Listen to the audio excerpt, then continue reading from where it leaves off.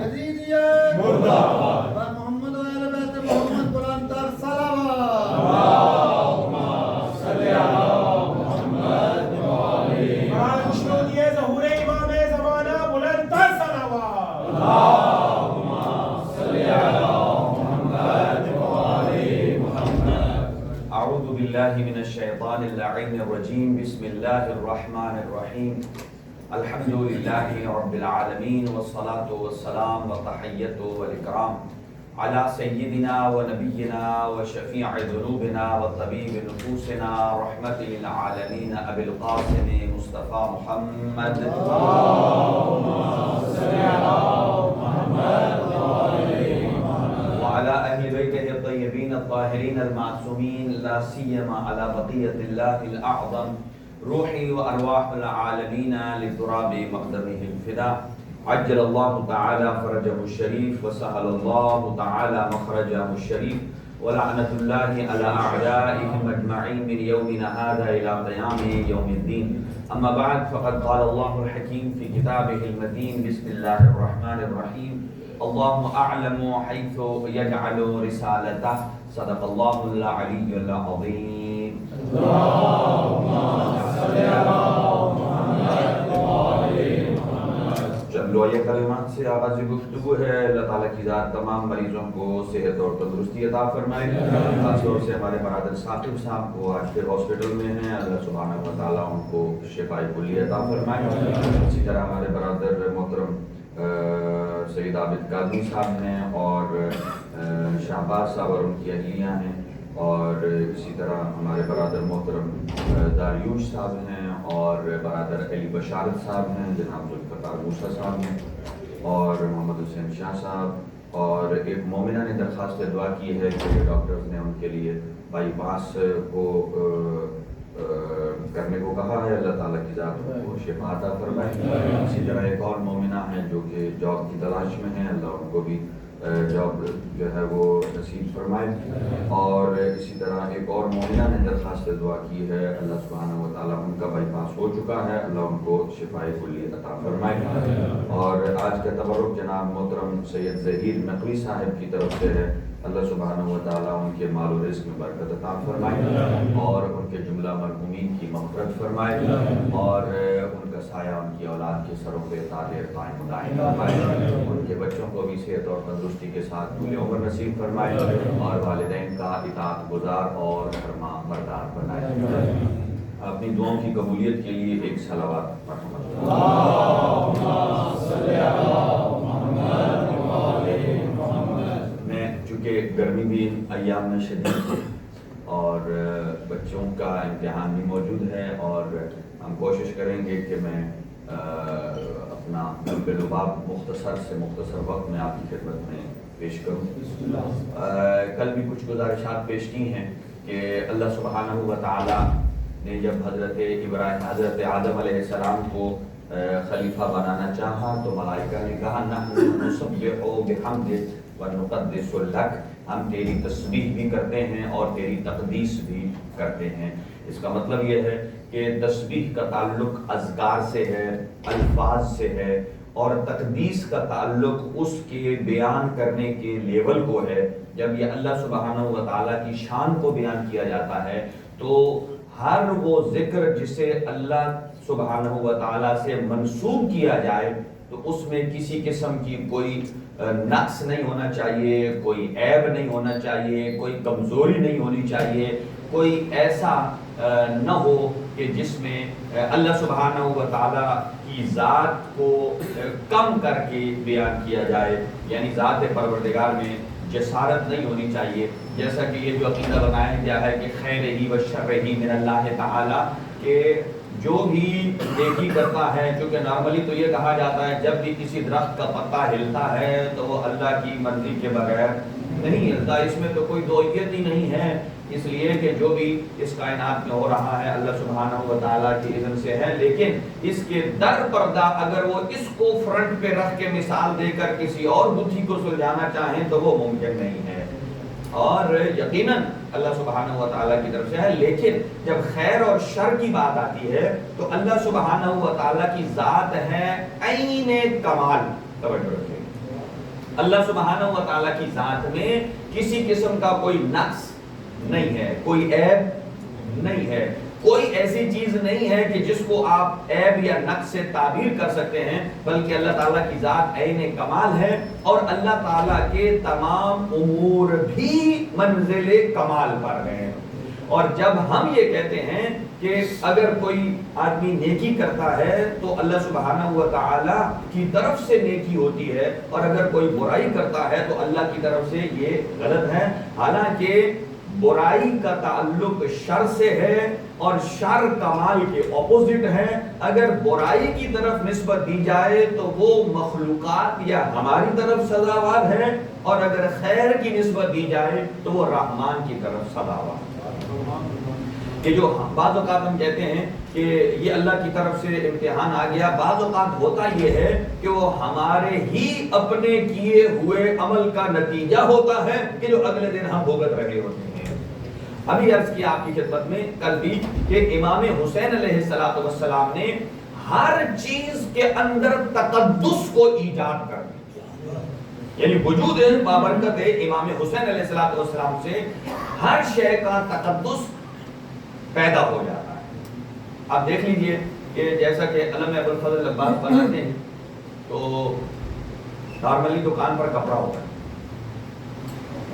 لیکن جب آپ اس کو منسوب کر دیتے ہیں علم سے، اس کے اندر تقدس آ گیا۔ دکان پہ پڑا ہوا ہے تو اگر نیچے گر بھی جائے تو کوئی مذائقہ نہیں ہے، لیکن جیسے ہی آپ نے اس کو منسوب کیا، اب اس نسبت سے اس کے اندر ایک تقدس پیدا ہو۔ ویسے بھی کھانا ضائع کرنا گناہ ہے، لیکن اگر کوئی تبرک امام حسین علیہ السلام کو کھا رہا ہے اور پھر اس میں بے احتیاطی کر رہا ہے تو اس کا مطلب یہ ہے چونکہ اب یہ ہو گیا ہے مقدس۔ اگر انسان کھانے کی توہین کر رہا ہے تو اس کا مطلب یہ ہے کہ ہم نے نظر امام حسین علیہ السلام کا جو تقدس تھا اس کو پامال کر دیا۔ یعنی جو چیز بھی آپ دیکھیں مسجد میں جو چیز آپ لا کر رکھتے ہیں اللہ تعالیٰ کے گھر میں، وہ ایک مقدس بن جائے۔ آپ کے گھروں میں بھی یہ کارپیٹ ہوتا ہوگا، لیکن جب اللہ کے گھر میں بچھا دیا جاتا ہے تو اس کی نوعیت تبدیل ہو جاتی ہے۔ تو امام حسین علیہ السلام نے ہر چیز کے اندر تقدس پیدا کر دیا ہے۔ اور کل ہم جہاں تک پہنچے تھے اور وہ یہ گفتگو تھی کہ فرشتوں نے کہا تھا کہ آپ اسے بنانے جا رہے ہو کہ جو فتنہ و فساد کرے گا اور خون بہائے گا۔ اللہ سبحانہ و تعالیٰ کی طرف سے انی اعلم ما لا تعلمون کا جواب اور باریک حقیقت یہ ہے کہ فرشتوں کی نگاہ اس گروہ کی طرف سے تھی جو فتنہ و فساد پیدا کرنے والے ہیں، اور اللہ سبحانہ و تعالیٰ کے علم میں اسی خون ریزی کے اندر سے انسانیت کو مقدس بنانے والی شخصیات بھی موجود ہیں، اور وہ واقع کربلا میں یہ 72 ابھر کر سامنے آئی ہیں اور جن کو تقدس کے نام سے یاد کیا جاتا ہے۔ اور اگلی بات کہ مجالس کا تقدس ذکر سید الشہداء سے ہے، اور آج دیکھ لیجئے کہ ان دنوں میں اویئرنس کتنی ہو گئی ہے کہ دیکھیں میں دو لفظ استعمال کرتا ہوں، امام حسین صرف شیعوں کے نہیں ہے کہ کوئی شیعہ ٹھیکیدار ہو وہ کہے کہ امام حسین میرے ہی ہیں، کوئی اور ذکر حسین نہ کرے، نہیں، امام حسین علیہ السلام ہر مظلوم کے دل کی آواز کا نام، چاہے یہ ہندوستان میں ہو، چاہے مسلمان ہے، چاہے شیعہ ہے، چاہے محب اہل بیت ہے، چاہے ہندو ہے، جہاں جہاں کسی مظلوم پر ظلم ہوتا ہے اور جو ظلم کی طرفداری کرتا ہے وہ در حقیقت حسین ابن علی کے تقدس کا قائل ہے۔ لہذا صلی اللہ علیہ وسلم تو امام حسین علیہ السلام نے، میں دوسرے الفاظ میں یوں کہوں کہ جو ظلم کی چکی میں پسنے والے تھے، سید الشہداء نے اپنی قربانی دے کر ان کے اس عمل کو بھی مقدس بنا دیا، اس عمل کو بھی مقدس بنا دیا ہے۔ اور دوسرا ممبر کا تقدس، کل یہاں تک ہم نے بات کی تھی کہ حضور سرور کائنات صلی اللہ علیہ وسلم کے وجود کی برکت سے ممبر کا ایک اپنا تقدس ہے، ممبر کے اوپر بیان ہونے والے مطالب کا ایک تقدس ہے، اور عمر ابن عبدالعزیز کے زمانے تک بعد پیغمبر اسی ممبر کی توہین کی جاتی رہی اور یہ اپنے تقدس کو کھو چکا تھا۔ جس میں امیر المومنین علی ابن ابی طالب علیہ السلام کو برا بھلا کہا جاتا تھا اور اسپیشل گورنمنٹ کی طرف سے لوگ اپوائنٹ تھے اور ان کو تنخواہ ملتی تھی اس منبر کے تقدس کو پامال کرنے کے لیے. تو عمر ابن عبد العزیز کے زمانے میں آ کر یہ اچھا کام اسی کے حصے میں آیا ہے. اس نے آ کر باقاعدہ گورنمنٹ کے نوٹیفیکیشن کے ذریعے اس کو باطل کیا ہے کہ آج کے بعد حضرت امیر المؤمنین علی ابن ابی طالب کے خلاف منبروں پر کسی محفل میں کسی مجلس میں کوئی ایسا جملہ نہیں کہا جائے گا جو ان کی شایان شان نہ ہو. توجہ, اس کا مطلب یہ ہے کہ عمر ابن عبد العزیز کا بھی اس میں ایک حصہ ہے. اور ایک اور چیز عرض کروں آپ کی خدمت میں کہ جب امیر المؤمنین آ کر منبر پر تشریف فرما ہوئے ہیں اور چونکہ ظاہر ہے برادران اسلام کے نزدیک بھی چوتھے خلیفہ ہیں, تو اس منبر رسول کے 3 زینے تھے. کتنے؟ ایک سٹیپ, 2 سٹیپ, تیسرا سٹیپ اوپر تھا جس پہ رسول اکرم صلی اللہ علیہ وسلم تشریف فرما ہو.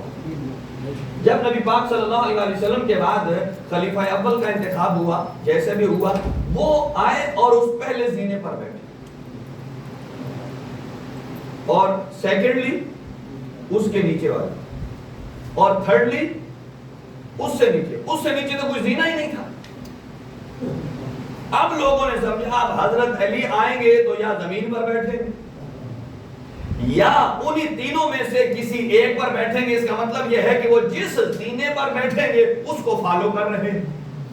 امیر المؤمنین نہ زمین پر بیٹھے بلکہ پہلے دوسرے تیسرے زینوں پر قدم رکھ کر بے عین ہی اس مقام پر جا کر بیٹھے جو مقام مصطفیٰ تھا صلی اللہ علیہ وسلم. نعرہ تکبیر, نعرہ رسالت, نعرہ حیدری.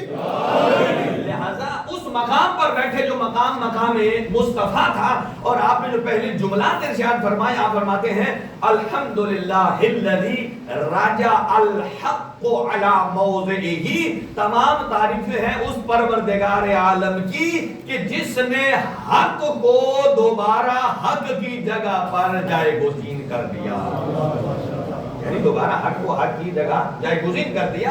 یعنی امیر المؤمنین کے زمانے میں جب آپ تشریف فرما ہوئے, اب منبر کو اصل صاحب منبر سلونی ملا. صاحب منبر سلونی ملا. میں یہاں بات پھر کسی اور طرف نکل جاؤں. اب اس کا نتیجہ یہ ہے کہ دنیا جہان میں جہاں جہاں ذکر اہل بیت ہوتا ہے وہاں اس صاحب منبر کی بھی تقدیس ہوتی ہے. ہر جگہ ذکر اہل بیت بڑے ہی کھلے انداز میں ہو رہا ہے. یہ بہت ہی اچھی اور خوشائند بات ہے. بھلے آپ اس کو سوشل میڈیا کا کمال کہیں, کیونکہ پہلے تو لوگ بمشکل جاتے تھے کسی جگہ ذکر اہل بیت کو سننے کے لیے. تو ابھی سوشل میڈیا کا کمال ہے کہ ہر جگہ پہنچ چکا ہے. تو ابھی ایک اور چیز عرض کروں آپ کی خدمت میں کہ امام حسین علیہ السلام کی شہادت نے, دیکھیں 2 چیزیں ہوتی ہیں, ایک ہوتا ہے مقصد اور ایک ہوتا ہے وسیلہ. مقصد وہ ہدف ہوتا ہے جس کو آپ سوچتے ہیں. مثلا یہاں سے آپ نے اگر نمیور جانا ہے تو نمیور آپ کا ہدف ہے, اور اس کے لیے وسیلہ کیا ہے, بھلے آپ ٹرین سے جائیں گاڑی سے جائیں, یہ کیا ہے, وسیلہ ہے. تو امام حسین علیہ السلام نے شہادت عظمی کے ذریعے ایک تو مقصد مقدس ہو گیا اور دوسرا اس مقصد تک پہنچنے کا وسیلہ بھی امام حسین کے صدقے میں مقدس اور پاکیزہ ہو گیا. مثلا دیکھیے مقصد کیا ہے, ذات پروردگار تک پہنچنا. مقصد کیا ہے, ذات پروردگار تک پہنچنا. اور اگر ذات پروردگار تک پہنچنے کا مقصد ہو عزاداری سید الشہداء جو وسیلہ ہے, یعنی اگر عزاداری سید الشہداء کے وسیلے سے انسان بارگاہ پروردگار میں جائے, اس کا مطلب یہ ہے کہ وہ مقدس مقصد تک مقدس وسیلے کے ذریعے سے پہنچا. میں ایک اس کی مثال دوں. مثلا ایک آدمی یہاں سے جاتا ہے نمیور, مثال کوئی نمیور والا پریشان نہ ہو, کوئی اور مثال لے لیں. کہیں جاتا ہے اور وہ ٹرین سے جاتا ہے, وہاں مقصد اس کا اچھا کام کرنا ہے، وہاں کسی مومن کی ہیلپ کرنا ہے، لیکن یہاں سے وہ ٹرین سے جاتا ہے لیکن ٹکٹ نہیں خریدتا، ٹھیک ہے، مقصد اچھا ہے لیکن اس کا وسیلہ درست نہیں ہے۔ لہذا اللہ سبحانہ و تعالی یہ فرماتا ہے کہ آپ کسی مقصد تک جانا چاہتے ہیں تو وسیلہ بھی جائز اور پاکیزہ ہونا چاہیے، ناجائز وسیلے کے ساتھ مقصد پروردگار تک آپ نہیں پہنچ سکتے۔ مثلا اسی کی ایک اور مثال دیتا ہوں، جیسا کہ ایک آدمی 22 کلومیٹر زیادہ سفر کرے تو اس کی نماز کیا ہوتی ہے؟ قصر۔ لیکن ایک آدمی 40 کلومیٹر یہاں سے دور جاتا ہے چوری کرنے کے لیے، جا رہا ہے چوری کرنے کے لیے، اور اس کا سفر 22 کلومیٹر سے، فقہی قانون کیا کہتا ہے کہ 22 کلومیٹر کے بعد جس کا سفر ہے اس کی نماز قصر ہے، اس کی تو 40 سے بھی زیادہ ہے۔ یہی شریعت کہتی ہے کہ اب اس کی نماز سفر میں قصر نہیں ہے۔ کیوں قصر نہیں ہے؟ اس لیے چونکہ اس کا مقصد ناجائز ہے۔ جب مقصد ناجائز ہے تو پھر اللہ تعالیٰ کی طرف سے دی ہوئی رعایتوں کا یہ حقدار نہیں ہے۔ اب ایک اور عرض کروں آپ کی خدمت میں، مثال ہے کہ جب یہ آیہ مجیدہ نازل ہوئی ہے، بسم اللہ الرحمن الرحیم، من جاء بالحسنۃ فلہ عشر امثالھا، جو آدمی ایک نیکی کرتا ہے اللہ ایک کے بدلے 10 اسے ثواب عطا کرے گا نیکیوں کا۔ ابھی حضور یہ آیت بیان ہی کر رہے تھے، ایک بندہ باہر نکلا، جیسا کہ مسجد کے باہر بہت سارے بندے ہوتے ہیں، وہ وہاں کچھ بیچ رہا تھا، اس نے ایک کی جوتی چورائی، ایک کا کپڑا چورایا، ایک کا کچھ اور برتن چورایا، آگے غریب بیٹھے ہوئے تھے اس کو بھی دے دیا، دوسرا کپڑا بھی دے دیا، ظرف بھی دے دیا، اور کسی نے کہا یہ تو تم نے ظلم کیا ہے، کہتا ہے میں وارث ہوں۔ کیسے؟ نبی پاک نے فرمایا جو ایک نیکی کرے ایک کے بدلے 10 ملیں گی، اور جو گناہ کرے ایک کے بدلے 1 ہی۔ تو میں نے نیکیاں 3 کی ہیں اور گناہ 1 کر کے 3 ہو گئے، تو 30 میں سے 3 مائنس کریں، وہ کہتا ہے میں پھر بھی پرافٹ میں۔ جب یہ بات نبی پاک صلی اللہ علیہ وسلم تک پہنچی، آپ نے فرمایا اس آیت سے کوئی غلط مطلب نہ لے، ان اللہ یتقبل اللہ یا ان اللہ یتقبل من المتقین، اللہ سبحانہ و تعالی نیک عمل کو قبول کرتا ہے لیکن گناہگاروں سے نہیں، متقین سے کرتا ہے۔ تقوی الہی کیا ہے کہ انسان گناہ کے ذریعے اللہ تک نہ جائے، یہ ایک ناجائز عمل ہے، بلکہ اللہ تک جانے کا جو وسیلہ ہونا چاہیے وہ بھی کیا ہونا چاہیے؟ پاکیزہ ہونا چاہیے۔ اب دیکھیے قرآن مجید ارشاد فرماتا ہے من ذا الذی یقرض اللہ قرضا حسنا، کون ہے جو اللہ کو قرض دے؟ یہاں تو بڑے بڑے فائنانسر جو ہے نا، کوئی غریب آدمی آ جائے نا تو منہ موڑ لیتے ہیں۔ یہاں ہے کہ کون ہے کہ جو اللہ کو قرض دے، یعنی کہ اللہ بن جائے مقروض اور آپ ہو جائیں صاحب ثروت، اور اللہ کو پیسے دیں، اور پھر ایک ٹائم آئے پھر اللہ کو کہیں میرا قرضہ دینے والا یہی کرتا ہے۔ جب چھٹے امام سے پوچھا گیا کہ من ذا الذی یقرض اللہ قرضا حسنا، کوئی بندہ ہے جو اللہ کو قرض دے سکتا ہے؟ وہ تو حکم الحاکمین پروردگار ہے، یہ 60 70 100 سالہ زندگی والا کیا دے سکتا ہے؟ تو امام نے اس کا بہترین جملہ فرمایا، یہی تقدس ہے مجلس سید الشہداء کا۔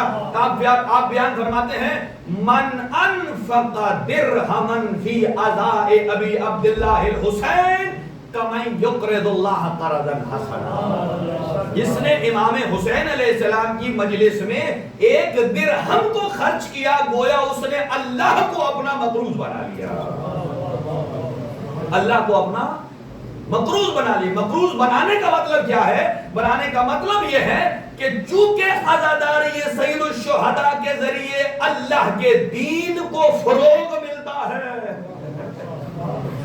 اللہ کے دین کی تبلیغ اور ترویج ہوتی ہے، اس کا مطلب یہ ہے کہ عزاداری سید الشہداء بھی در حقیقت اللہ کے مقاصد میں سے ایک مقصد ہے جو لوگوں تک پہنچانے کا ایک بہترین یہ ذریعہ ہے۔ ایک اور سلوات پڑھ لیجئے مل کر۔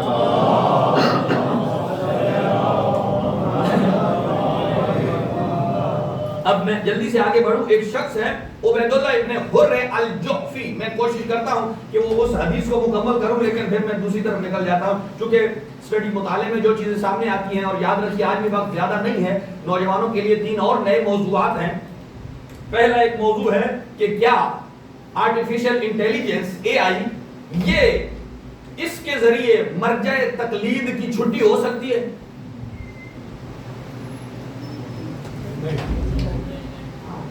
یہ ابھی سوال ہے میرا. دوسرا، کیا آرٹیفیشل انٹیلیجنس قاضی بن سکتی ہے؟ یہی سوال ہے. تیسرا، کیا آرٹیفیشل انٹیلیجنس شرعی عدالت قائم کر سکتی ہے؟ نوجوانوں کے لیے اگلا، کیونکہ اب روبوٹک زمانہ آ رہا ہے.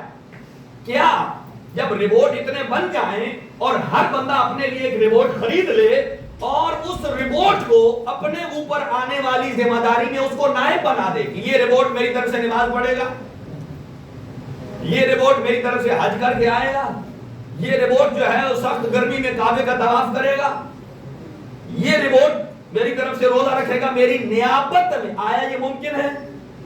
اس پر گفتگو کریں گے، لیکن آج وقت نہیں ہے. جلدی سے سنیے یہ جملے.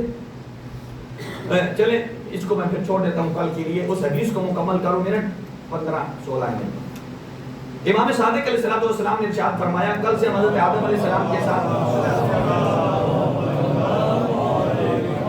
السلام علیکم یا آدم استغفر اللہ، اس پر گفتگو بہت ہو سکتی ہے لیکن اس کو روک رہا ہوں میں. آج نیکسٹ سٹیپ ہے جو امام صادق علیہ السلام بیان فرماتے ہیں، السلام علیکم یا وارث نوح نجی اللہ. نجیت نکلا ہے نجابت سے. نجابت کہتے ہیں پاکیزگی کو، اسی لیے فرمایا جب بھی خاندان تلاش کریں تو شریف خاندان تلاش کریں، جب بھی خاندان تلاش کریں پاکیزہ خاندان تلاش کریں. آپ سمجھ رہے ہیں؟ یعنی ازدواج کے لیے اگر کسی لڑکے یا لڑکی کو کسی خاندان کا انتخاب کرنا ہے تو وہ کم از کم اپنی مذہبی فیلنگ کو بیچ میں ضرور انٹر رکھیں، وگرنہ سوچیں گے کچھ اور ہوگا کچھ اور جو آپ سوچ رہے ہیں پھر وہ اگلی نسل تک وہ محبت اہل بیت آپ منتقل نہیں کر سکیں گے، کیونکہ محبت اہل بیت اتنی مقدس چیز ہے کہ جب تک اس کو آپ طہارت کے غلاف میں نہیں لپیٹیں گے. یعنی طہارت کا غلاف کیا ہے؟ یعنی رشتوں میں بھی طہارت ہونی چاہیے، سوچ میں بھی طہارت ہونی چاہیے، اور رشتوں کے جڑنے میں بھی طہارت ہونی چاہیے، اور اولاد کی تربیت میں بھی طہارت ہونی چاہیے. دیکھیں ان چیزوں کو کئی لوگ کہتے ہیں، اچھا کئی لوگ تو اس طرف سوچتے ہی نہیں ہیں، ان کے کام خود بخود چل رہے ہیں. وہ کہتے ہیں ہمیں پتہ ہی نہیں چلا، اللہ نے اتنی اولاد دی ہمیں، وہ اب کوئی یہ کرتا ہے کوئی وہ کرتا ہے. دیکھیے سڈنلی کوئی اچھا ہو جائے تو اس میں آپ کا کردار نہیں ہے، اور اگر آپ بچوں کو امام بارگاہ مسجد یا محافل میں لے کر جاتے ہیں، تعلیم و تربیت کا اہتمام کرتے ہیں تو یہ آپ کا کمال ہے. یہاں تک کہ رسول خدا صلی اللہ علیہ وآلہ وسلم کا ایک جملہ ہے، میں عرض کروں آپ کی خدمت میں اور پھر جلدی سے گزروں. آپ ارشاد فرماتے ہیں ایاکم والخزراء الدمن، بڑا گہرا جملہ ہے. فرمایا گندگی کے ڈھیر پر اگنے والے سبزے سے بچو. ایک سبزہ جو اچھی زمین پر اگتا ہے، ایک ایسا سبزہ ہے جو گندگی کے ڈھیر پر اگتا ہے. آپ گندگی کے ڈھیر پر اگنے والے سبزے سے کیا وہ توقع کر سکتے ہیں کہ جو طہارت لائے، پاکیزگی لائے کھانے میں، غذا میں؟ نہیں.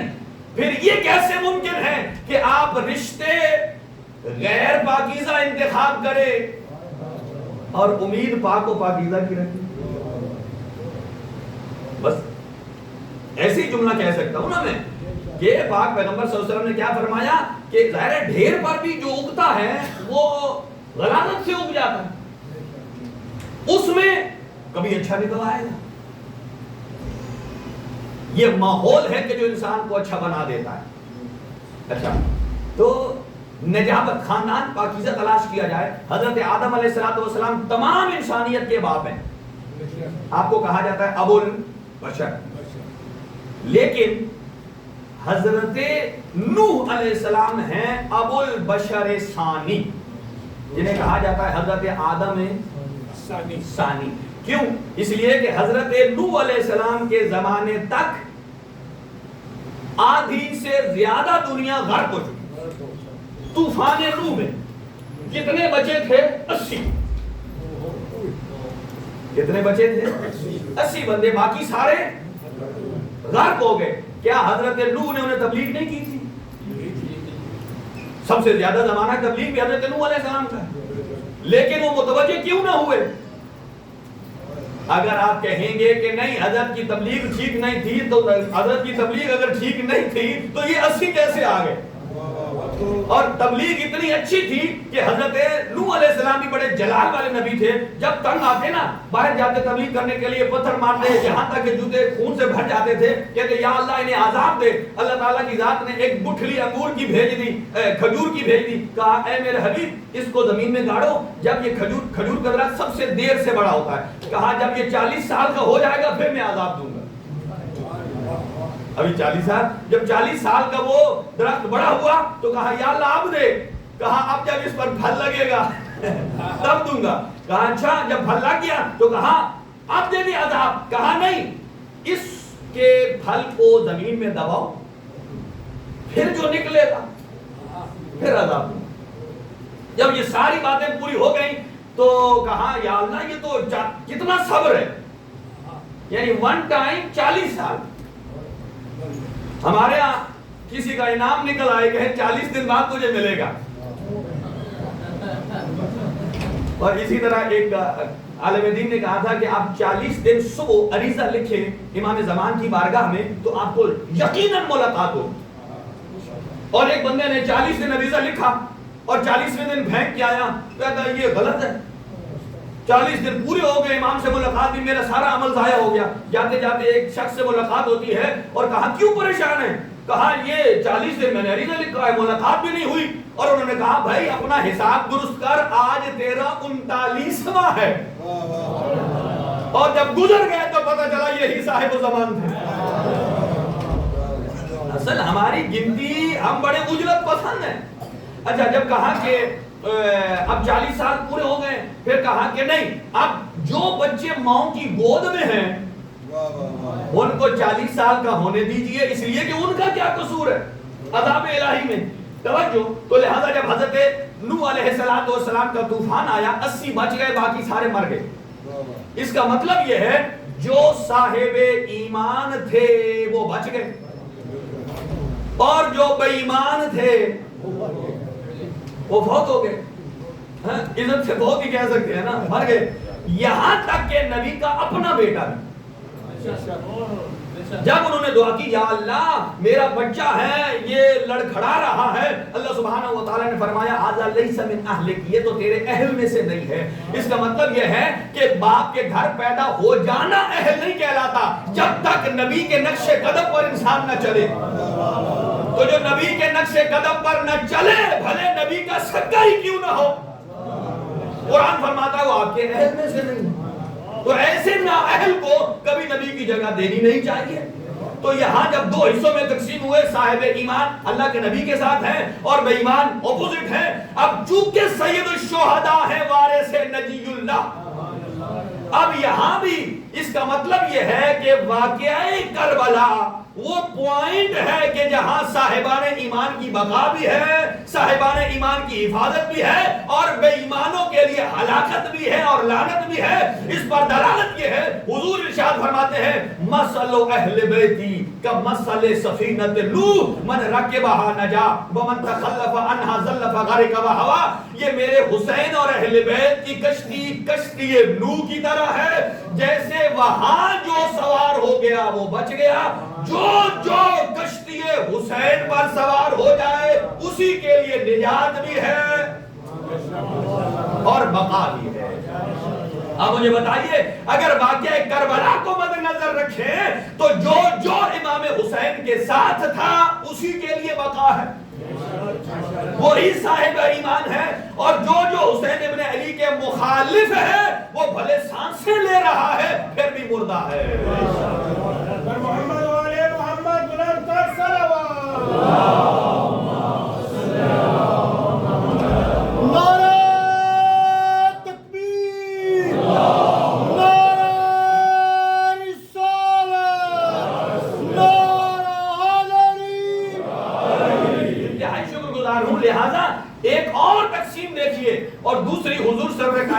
اللہ علیہ وآلہ وسلم کا فرمان ہے کہ ان الحسین مصباح الہدی و سفینۃ النجاۃ، کہ اگر آپ کی زندگی دنیا کی دلدل میں ہچکولے کھانے لگے، آپ کو کوئی سمجھ نہ آ رہی ہو کہ میں کدھر جاؤں، تو کہا ایک پیمانہ ہے کہ ان الحسین مصباح الہدی، ہدایت کا چراغ بھی حسین ہے اور نجات کی کشتی کا نام بھی حسین ہے۔ اب یہاں سے ایک جملہ یہ سمجھ میں آتا ہے، نبی پاک نے ارشاد فرمایا حسین منی و انا من الحسین، حسین مجھ سے ہے اور میں حسین سے ہوں۔ نواسا یقیناً نانے سے ہوتا ہے، نانا بھی کبھی نواسے سے ہوا، لیکن چونکہ السلام علیکہ یا وارث نوح نجی اللہ، حسین ہے کشتی نوح کی مثال ہے، جو اس پر سوار ہو گیا وہ بچ گیا اور جو رہ گیا وہ ہلاک ہو گیا۔ گویا حسین ابن علی کے بارے میں نبی یہ فرماتے ہیں کہ معیار ایمان ہے کربلا، کربلا تک حسین مجھ سے ہے اور کربلا کے بعد میں مصطفیٰ حسین سے ہوں۔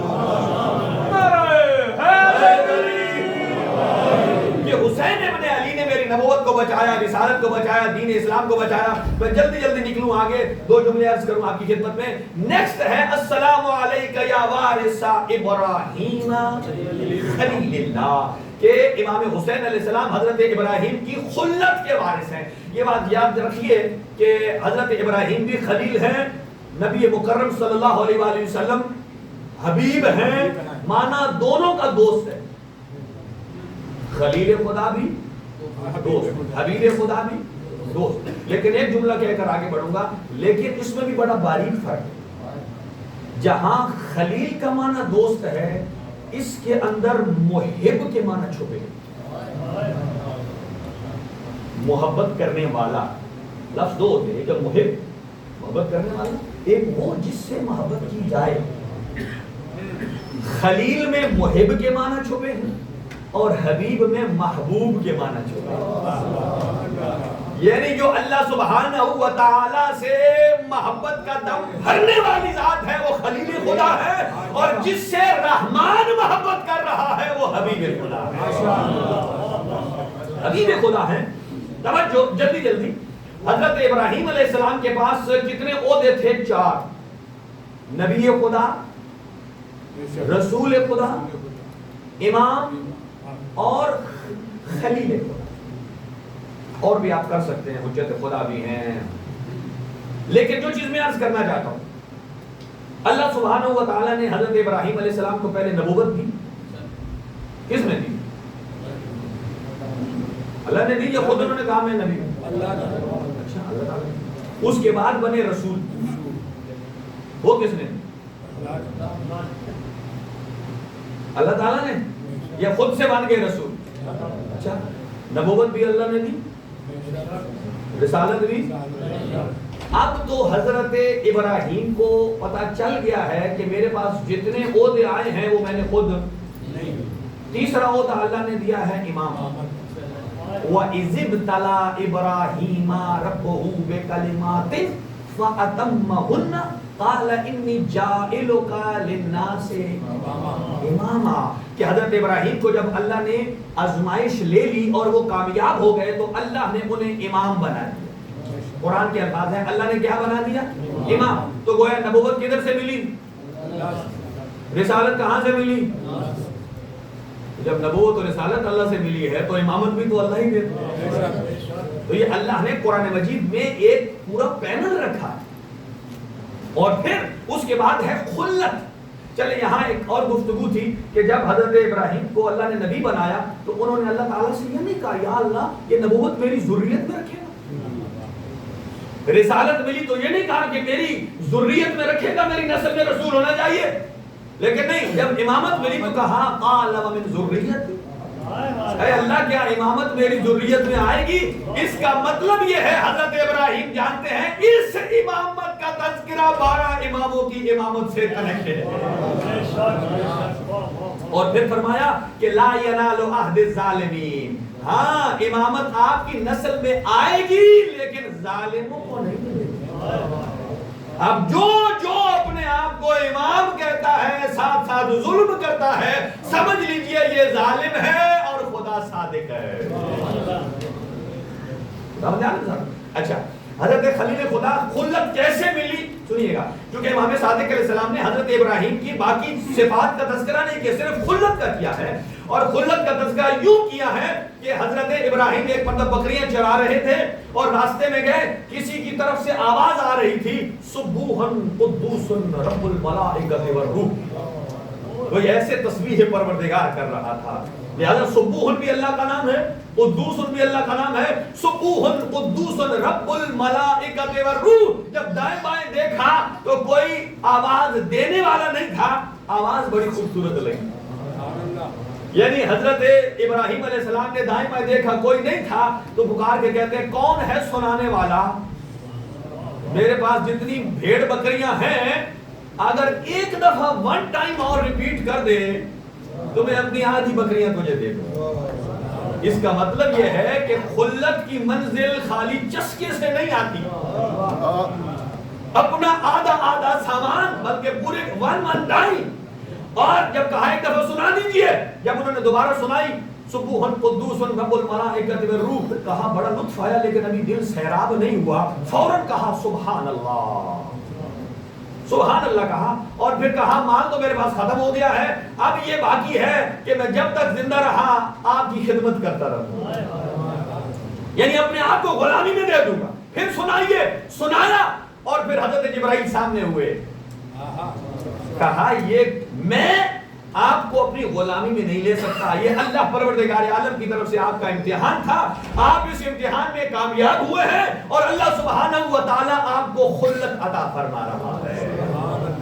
اور اسی خلت کے وارث حضرت سید الشہداء ہے. اس کا مطلب یہ ہے کہ حضرت ابراہیم کی خلت کو جو دو روایات میں بیان کیا گیا ہے کہ حضرت ابراہیم جب اپنے بیٹے کو ذبح کرنے کے لیے نکلے، فلما اسلم طلحا للجبین، جب بیٹے کو لے کر گئے اور ان کو زمین پر لٹا دیا، گردن پر چھری رکھ دی اور انہیں بتایا یا ابت افعل ما تؤمر ستجدنی انشاءاللہ من الصابرین، اور کہا بیٹے سے کہ میں نے خواب میں دیکھا ہے آپ کو ذبح کر رہا ہوں، آپ بتائیے آپ کی کیا رائے ہے.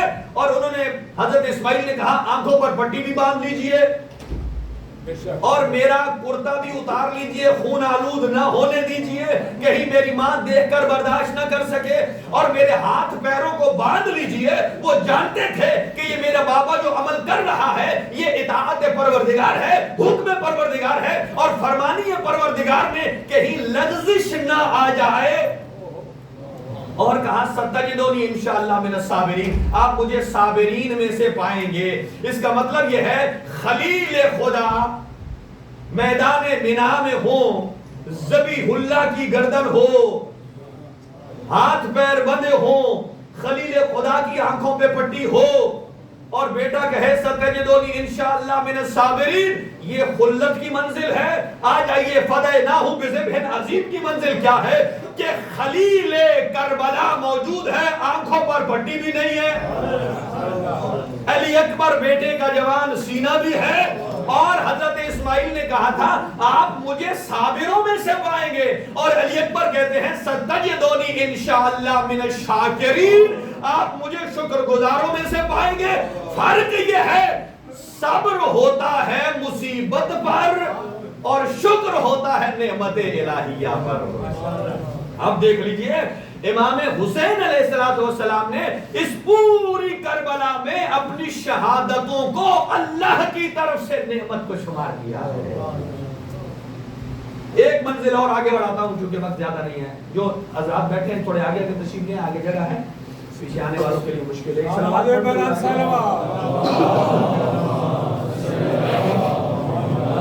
ایک اور صلوات پڑھتے ہوئے آگے آ جائیے.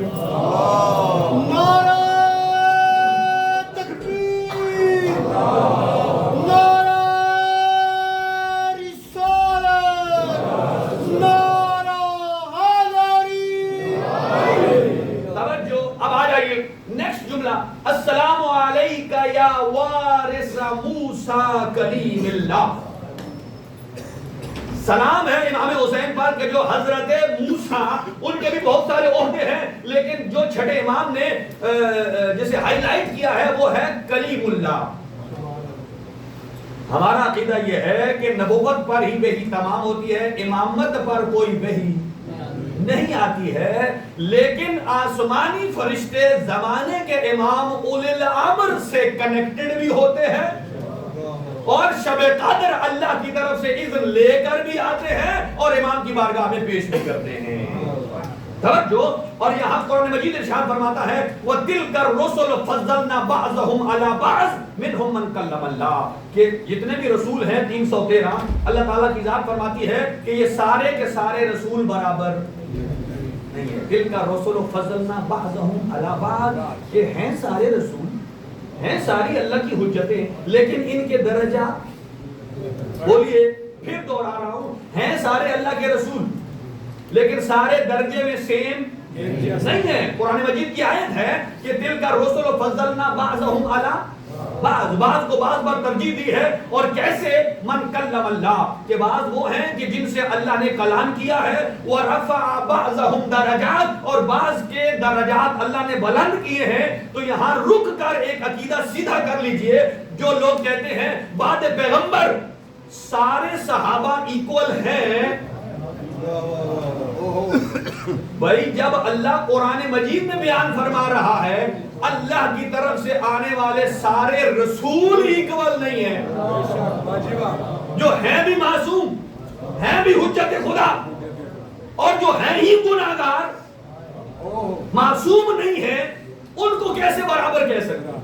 ہاں لیکن 14 کے 14 برابر ہیں، عصمت میں، شجاعت میں، علم میں۔ آپ کہیں پھر حضور سرور کائنات تو سب سے اعلیٰ ہے، بالکل اعلیٰ ہے، لیکن ان 13 کے پاس جو علم ہے وہ دیا ہوا سرکار کا ہے، ان کے پاس جو شجاعت ہے وہ وراثت سید الانبیاء ہے۔ توجہ، تو یہاں دل کا رسول فضلنا بعضهم علی بعض، سارے رسول برابر نہیں، اوپر نیچے، اور اللہ نے ان کو درجہ دیا ہے، بعض کو اللہ نے ان سے ڈائریکٹ کلام کیا۔ اب یہاں گفتگو زیادہ ہو جائے گی، میں اس کو شارٹ کروں۔ حضرت موسیٰ، قرآن فرماتا ہے وَوَعَدْنَا مُوسَىٰ 30 لَيْلَةً، آنے والے کو اپنی جگہ ڈھونڈنے دیں، آپ تو میری طرف دیکھیں۔ وَوَعَدَ اللہ سبحانہ وتعالی نے وَوَعَدْنَا مُوسَىٰ 30 لَيْلَةً، ہم نے حضرت موسیٰ سے 30 راتوں کا وعدہ کیا۔ وَأَتْمَمْنَاهَا بِعَشْرٍ، پھر 10 راتیں اضافہ کر، فَتَمَّ مِيقَاتُ رَبِّهِ 40 لَيْلَةً، تو حضرت موسیٰ کا میقات کتنا ہو گیا؟ 40 راتوں کا۔ پہلے کتنا طے تھا؟ 30 راتیں جو پہلے طے تھا، تب تک ان کی قوم میں کوئی اختلاف نہیں ہوا۔ جب 10 راتیں بڑھی اب اختلاف پڑ گیا، اور وہاں کون نکل آیا؟ سامری۔ کیا نکل آیا؟ اس نے کیا کیا؟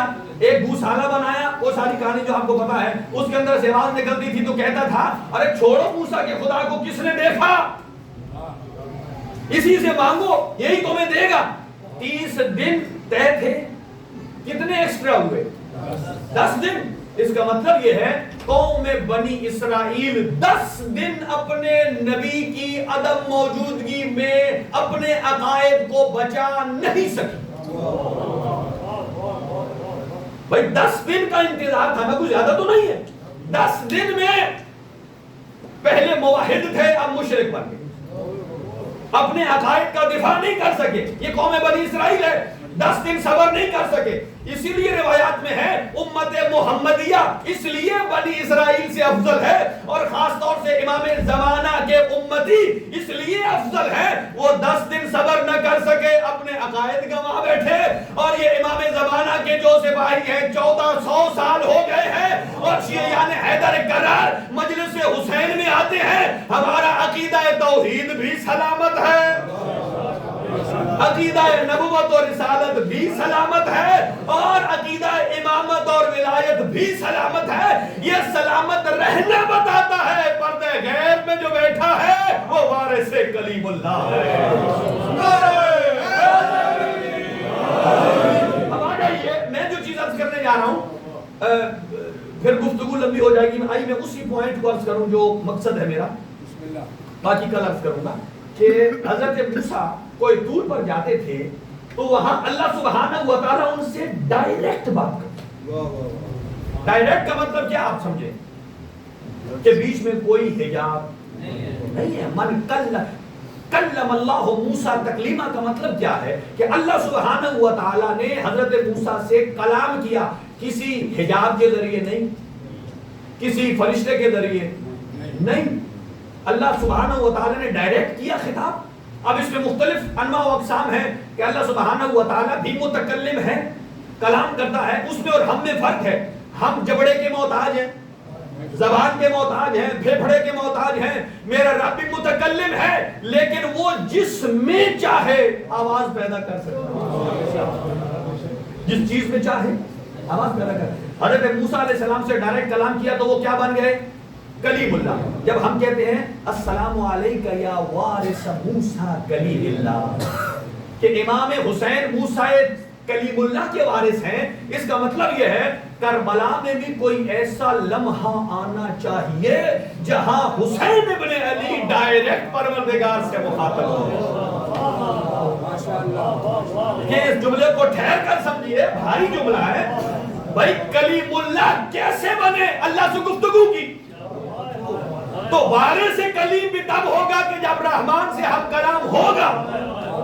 اسی لیے روایات میں ہے کہ امام حسین علیہ السلام نے جب آخری مرتبہ اپنے ذوالجناح پر جھول رہے تھے, آواز قدرت آئی, یا ایتھا النفس المطمئنہ ارجعی الی ربک راضیۃ مرضیہ, اے نفس مطمئنہ اپنے رب کی طرف لوٹا, تیرا رب بھی تجھ سے راضی ہے, تو بھی اپنے رب سے راضی ہے.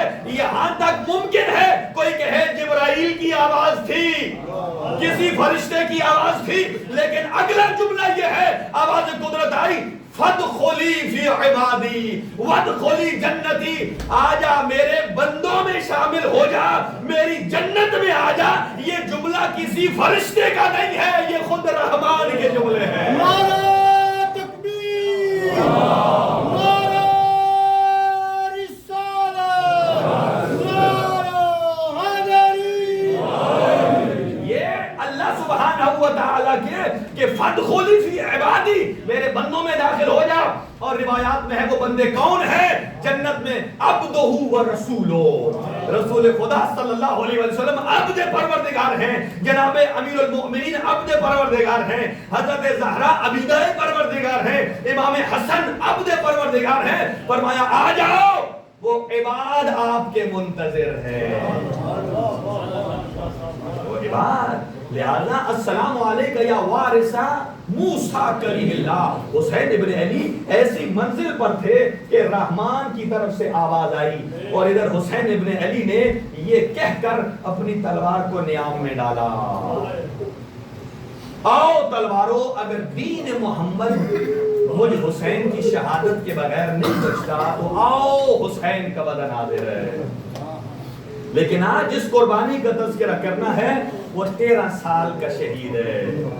یہ امام حسن مجتبی کی نشانی ہے, جس کا نام شہزادہ قاسم ہے.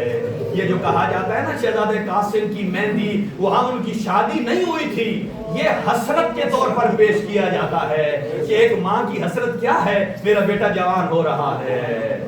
ماں کی حسرت یہ ہے کہ بچوں کی شادی ہوتی ہے, لیکن یہاں ماؤں کا کردار کیا ہے کہ وہ اپنے زمانے کے امام پر قربان کر رہی ہیں, زمانے کے امام پر قربان کر رہی ہیں. بس ایک جملہ سنیے گا کہ جب امام حسن مجتبی کو زہر ملا, اور اتنا سخت زہر تھا کہ نانا کے روضے پر دیواروں کا سہارا لے لے کر جاتے تھے, جب واپس پلٹ کر آئے کہا ہے ام فروا, آؤ ذرا میرے قاسم کو میرے سینے پہ لٹا دو. 2.5 سال کے قاسم ہیں, بابا کے سینے پہ لیٹے ہیں, اور کہا اے میری اماں, میرے بابا کے سینے میں بڑی حرارت اور تپش محسوس ہو رہی ہے. کہا تیرے بابا کو زہر مل گیا ہے, بابا کے سینے پہ سو جا, اور ہے بھی آج کی رات. اب یہاں امام حسن مجتبی نے ایک تعویذ کو لکھا, اور جو امام حسن نے حضرت قاسم کے بازو کو باندھا. اب آ گیا وہ کربلا 9 محرم کا دن. یہاں دیکھیے شہزادہ, جب 9 محرم کا دن تھا نا, تینوں شہزادے کھڑے ہیں. ادھر حضرت علی اکبر ہے, ادھر حضرت ابو الفضل العباس ہے, درمیان میں شہزادہ قاسم. حضرت عباس نے کہا اے میرا بھتیجا اکبر، کل جب جنگ پڑے گی نا آپ نہ جانا پہلے، آپ کے جانے سے میرے مولا کی آنکھوں کا نور چلا جائے۔ حضرت اکبر کہتے ہیں اے میرے چچا کل جب جنگ ہوگی آپ نہ جائیے گا، آپ کے جانے سے میرے بابا کی کمر ٹوٹ جائے گی۔ 13 سالہ شہزادہ کھڑا ہوا کہتا ہے آقا آپ بھی نہ جائیے، اے بھیا آپ بھی نہ جائیے، میں پہلے جاؤں گا، میں تو یتیم ہوں، میرا بابا بھی نہیں ہے، میری اکیلی ماں فروا۔ امام محضر شہادت پر ہیں، آپ جڑ گئے ہیں نا، توسل کر لیجئے۔ ہمارے ایک دوست ہیں، اللہ ان کو اولاد نرینہ عطا فرمائے، شہزادہ قاسم کے صدقے میں۔ سنیے گا عزادارو، جب امام محضر شہادت میں ہے نا، کہہ رہے ہیں اکبر کل تو بھی چلا جائے گا اور تو بھی جائے گا۔ اتنے میں ایک 13 سالہ لڑکا ہے اور جو جوان انتظار میں ہے ابھی میرا نام آئے گا۔ جب نام نہیں آیا نا تو کہا چچا کل میرا نام نہیں۔ اب سنیے گا، اب یہاں کیا جواب دیا؟ اب یہاں تاریخ کا مطالعہ ہے، یہاں حضرت لقمان ہے، ارسطو ہے، سقراط ہے، بقراط ہے، سب نے کہا موت کا ذائقہ تلخ ہوتا ہے۔ لیکن جب پوچھا نا مولا حسین نے، اے قاسم بتائیے آپ کے نزدیک موت کیسی ہے؟ کہا احلا من العسل، شہد سے زیادہ میٹھی۔ کہا اے میرا بیٹا صرف آپ ہی نہیں، یہ 6 مہینے کا اصغر بھی کل چلا جائے گا۔ اور ایک مرتبہ خیرت ہاشمی جوان مارا، جوش مارا، کہا اے میرا چچا کیا دشمن خیام ہمارے خیام میں آ جائیں گے؟ کہا نہیں، میں تیرا چچا خود ہاتھوں پر اٹھا کر لے جاؤں گا۔ اجرکم علی اللہ۔ اب کیفیت یہ ہے، میں آپ کا انتظار تمام کروں اور اس کے بعد جنازہ آ رہا ہے، اور یہ انوکھا جنازہ ہے کہ ادھر جب چچا کے پاس آتے ہیں، کہا آقا مجھے اجازت دیجئے، اور کہتے ہیں تو میرے بھائی حسن کی نشانی ہے، مجھے بھائی حسن کی خوشبو آتی ہے۔ اندر جاتے ہیں تو ماں کہتی ہے فرماد کہ ابھی تک تو انتظار میں ہے، اجازت کیوں نہ لی؟ ابھی روایت یہ بتاتی ہے ایک مرتبہ تعویذ پر نگاہ پڑی اور تعویذ کو کھولا، اپنے آقا کو دکھایا، کہا آقا اب تو مجھے اجازت دیں گے نا؟ جب اللہ تحریر کو پڑھا، اپنے بھائی امام حسن کی تحریر تھی، امام نے اپنی آنکھوں کے ساتھ لگایا اور تحریر کے جملے یہ تھے، اے میرا بھیا، اے میرا بیٹا قاسم، جب میری موت سے بڑھ کر کوئی وقت آ جائے اور میرا چچا تنہا رہ جائے تو میری جانب سے چچا پر فدا ہو جانا۔ اجرکم علی اللہ۔ روایت یہ بتاتی ہے کہ شہزادہ قاسم نے آقا کے ہاتھوں کو چومنا شروع کیا، یہاں تک کہ چومتے چومتے پیروں پر آئے۔ روایت کہتی ہے کہ دونوں چچا بھتیجے نے گردن میں ہاتھ ڈالے اور غشی علیہما، دونوں غش کھا کے گر گئے۔ جب بلند ہوئے، ایک مرتبہ خود سوار کرایا قاسم، نیاز حسین توجہ، کیسے سوار کرایا؟ لباس جو پہنایا اسے دونوں طرف سے پھاڑ دیا، بٹن کھول دیے کہ یہ یتیم کی علامت ہے، اور جو امامہ باندھا اس کے 2 لا اور 2 سرے نکالے، ایک سے داد الحنک بنایا اور ایک کو منہ کے اوپر پردہ دلوایا کہ چونکہ یہ نوجوان ہے اور دشمن جوان سمجھ کر زیادہ حملہ نہ کرے۔ اور یہ وہ پہلا شہید ہے جسے آقا نے خود اٹھا کر سواری پر بیٹھایا ہے۔ رکابوں تک پیر نہیں پہنچتے تھے، امام نے رکابوں کو کاٹ کر ایڈجسٹ کیا اور جب تیار کر لیا کہا جاؤ اپنی ماں کو ملاقات کر کے آ جاؤ۔ اب روایت یہ بتاتی ہے یہاں قاسم گھوڑے پر ہے اور خیام میں آئے۔ اب جب قاسم نے الوداع کیا، اب بیویاں واہ حسنا واہ حسنا کہتے ہوئی قاسم کے پیچھے چل پڑی۔ اب جب میدان کو روانہ کیا قاسم، ایک مرتبہ یہ وہ جوان ہے کہ عمر بن سعد مقابلے کو آیا اور دھوکے سے ایک ظالم نے قاسم کی گردن میں نیزہ مارا۔ اب کیفیت یہ ہے کہ دونوں ہاتھ گھوڑے کی گردن میں ڈالے، ایک مرتبہ کہا السلام علیکہ یا ابتا، السلام علیکہ یا اماں، اے میرے چچا میری مدد کو آئیے۔ روایت بتاتی ہے ایک ظالم اترا، وہ قاسم کی گردن کو کاٹنے لگا، جب نگاہ سید الشہداء پڑی ایسے پہنچے جیسے شکرا پہنچتا ہے۔ ابھی ایک ظالم نے سید الشہداء کو آنے دیکھا، ارے گھوڑے دان کے بائیں گزر گئے،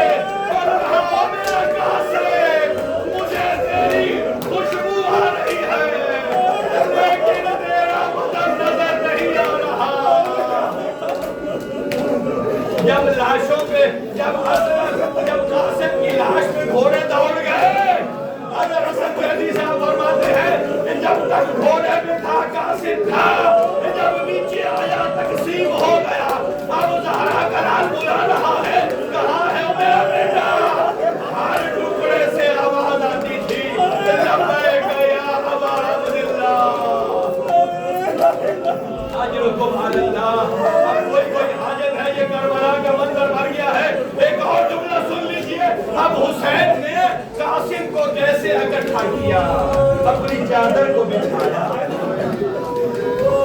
कहीं से कासम को लिया, शाने पर उठाया और कहा फिदा मेरी बहन ज़ैनब को बुलाइए।